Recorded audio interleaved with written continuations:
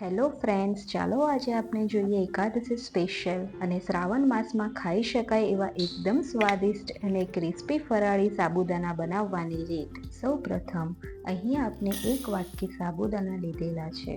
આ સાબુદાણાને 2 વાર પાણીથી સારી રીતે ધોઈ લઈએ. સાબુદાણા ધોવાઈ જાય ત્યારબાદ સાબુદાણાને મિનિમમ 2.5 થી 3 કલાક સુધી પાણીમાં પલાળી રાખવાના છે. અહીંયા આપણે પાણીમાં સાબુદાણા ડૂબે એ રીતે નથી પલાળવાના. એકદમ થોડુંક પાણી આ રીતે લઈને સાબુદાણાને પાણીના ભીનાશથી પલાળી રાખવાના છે.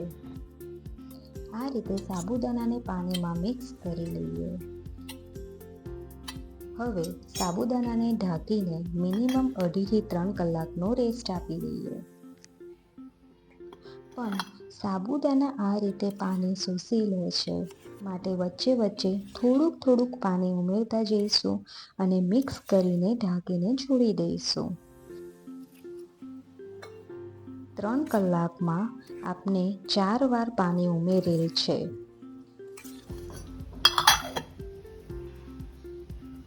હવે મસાલો કરવા માટે સાઈડમાં બટાકાને બાફી લઈએ. 1 વાટકી સાબુદાણા માટે મીડિયમ સાઇઝના 3 બટાકા લીધેલ છે. આ રીતે પાણી ઉમેરી કુકરને 4 વિસલ વગાડી બટાકાને બાફી લઈએ.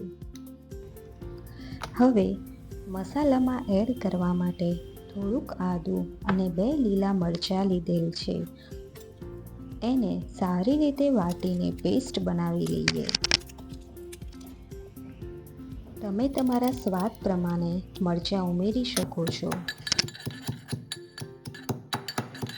મરચાંની પેસ્ટ આ રીતની હોવી જોઈએ. હવે 3 કલાક પછી આપણા સાબુદાણા પલળીને તૈયાર છે.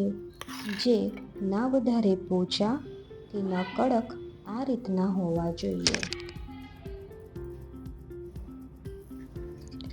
હવે આપણા બટાકા પણ બફાઈને તૈયાર છે.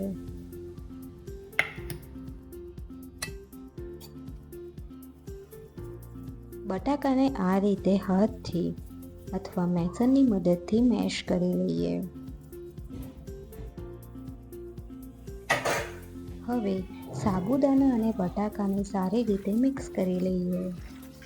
અહીંયા તમે જોઈ શકો છો, સાબુદાણાને મિક્સ કરવાથી આપણા સાબુદાણા તૂટતા નથી. તેથી સાબુદાણા વડા માટે સાબુદાણાને હંમેશા આ રીતથી જ પલાળવા જોઈએ. ત્યારબાદ મસાલામાં આપણે તૈયાર કરેલી આદુ મરચાંની પેસ્ટ,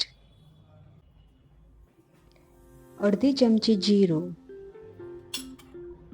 એકદમ થોડુંક લાલ મરચું, સ્વાદ અનુસાર મીઠું, 1.5 ચમચી ખાંડ,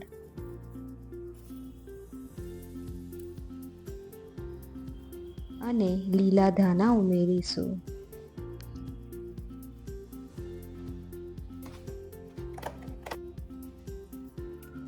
ખટાશ માટે અડધા લીંબુનો રસ ઉમેરીશું.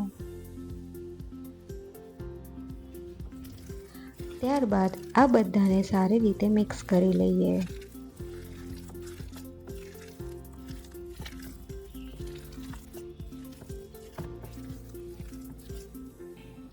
હવે વડા બનાવવા માટે સૌ પ્રથમ હાથ ઉપર તેલ લગાવી લઈએ અને આ રીતે વડા બનાવી લઈએ. તમે વડાનો કોઈ પણ મનપસંદ શેપ આપી શકો છો.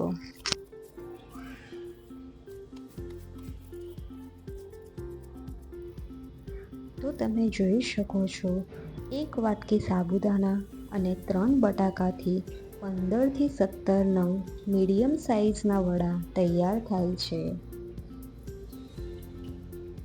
હવે તેલ ગરમ કરવા મૂકીશું. તેલ ગરમ થઈ ગયા બાદ એમાં સાબુદાણા વડા ઉમેરીશું. મીડિયમ ફ્લેમ ઉપર 2.5 થી 3 મિનિટ વડા એક સાઈડ તળાયા બાદ તેને પલટાવી લઈએ. આ જ રીતે વારા પરથી પલટાવતા જઈએ અને તળી લઈએ. 7થી 8 મિનિટ બાદ તમે જોઈ શકો છો વડાનો કલર ચેન્જ થઈ ગયો છે, એટલે કે આપણા વડા હવે તૈયાર છે. તો વડાને કાઢી લઈએ. હવે વડાને સર્વિંગ પ્લેટમાં લઈ લઈએ અને લીલી ચટણી અથવા કેચઅપ સાથે સર્વ કરીએ. છે ને એકદમ સહેલી રીત. જોતાં જ મોઢામાં પાણી આવે એવા એકદમ ક્રિસ્પી અને સ્વાદિષ્ટ સાબુદાના વડા તૈયાર છે. જો તમને અમારો વિડીયો ગમ્યો હોય તો અમારી ચેનલને લાઇક, શેર અને સબસ્ક્રાઈબ કરજો.